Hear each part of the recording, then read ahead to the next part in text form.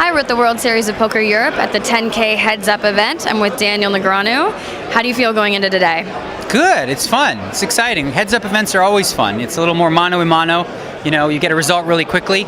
And I drew Carlos Mortensen in the first round, which I'm not happy about, but I owe him a beating because he's been holding over me for a little while. All right, now how does the tournament strategy differ, going to a big multi-table tournament and then coming to Heads Up? Well, you know, when you're playing in a table with 9 players, you're looking for the weak spots. And you're thinking, okay, I'm staying away from the good players, I'm going to attack the weak spots. Heads up, there's none of that. You know, there's no worrying about survival or anything like that. It's do everything you can to beat this one specific guy. Right. Now, a lot of people say that the key to Heads Up is aggression. What do you do if you come up against a really hyper-aggressive player? You don't have any other players to hide behind. How do you combat that? Well, really, there's a happy medium because just like with anything, you know, if you're too passive, that's no good. If you're too aggressive, that's no good. And there's always a way to exploit. If somebody's going too far on the aggressive side, you know, you can set traps for them, and hopefully if you pick up some hands, you can bust them that way. There really is a happy medium. The difficult part is finding that balance. Right.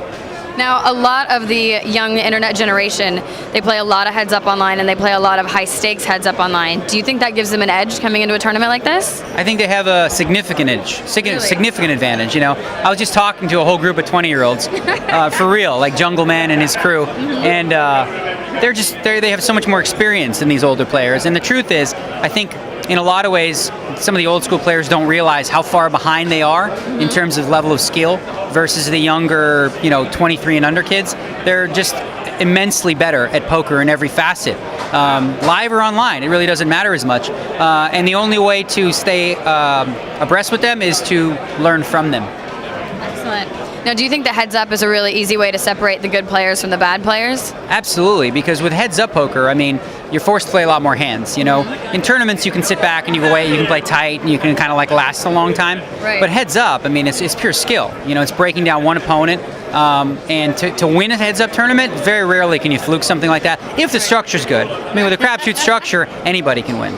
Right. Now, you rely a lot on table reads. How much math, like game theory, do you factor in something like Heads Up?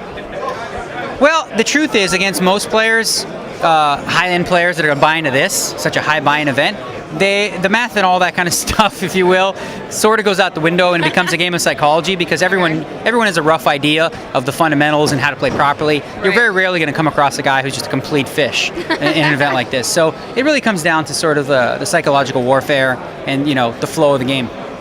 Now, is this your first event that you're playing in the World Series Europe this year? Yeah, I just got in and this is my first one and I'm playing this one in the main event. Excellent. And what is your strategy going into the main event?